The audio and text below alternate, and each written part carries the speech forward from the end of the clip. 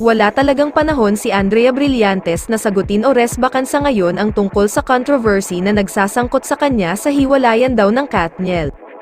Apaw-apaw ang kasiyahan ni Andrea sa paglahok ng kanyang makeup line sa one-day sale ng sinalihan niyang online shopping store. Sa Instagram post, napawaw ang mga netizen sa malaking kumpanya ni Andrea at higit sa 10 tao na ang kanyang staff. Ibinahagi ng aktres ang video para ipakita ang paghahanda nila sa nasabing sale. Ipinakita niya ang kanyang opisina na abala sa trabaho. Sa vlog ni Andrea, mapapanood ang pagiging mabait niya sa kanyang staff at nagdala pa siya ng merienda sa mga ito. Samantala, nagbahagi ng makahulugang larawan si kapamilya star Daniel Padilla sa kanyang Instagram story matapos pumutok ang balita tungkol sa kanila ng kapwa-artistang si Andrea Brillantes. Matatandaan kasing nililink si Daniel kay Andrea at palihim pa raw na nagkikita ang dalawa ayon sa impormante ni showbiz columnist Ogie Diaz.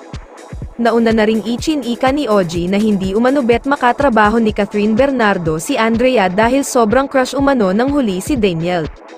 Pero tila deadma lang dito si Daniel batay sa ibinahagi niyang Instagram story. Makikita kasi roon ang titulo ng film adaptation ng isang librong ni Mark Manson. Sa librong ito, itinuturo ni Mark sa mga mambabasa na upang matagpuan ang tunay na kaligayahan, kailangan umanong matutunan ng tao na itoon lang ang atensyon sa mga makabuluhang bagay at balewalain iyong mga hindi saklaw ng kanyang kontrol.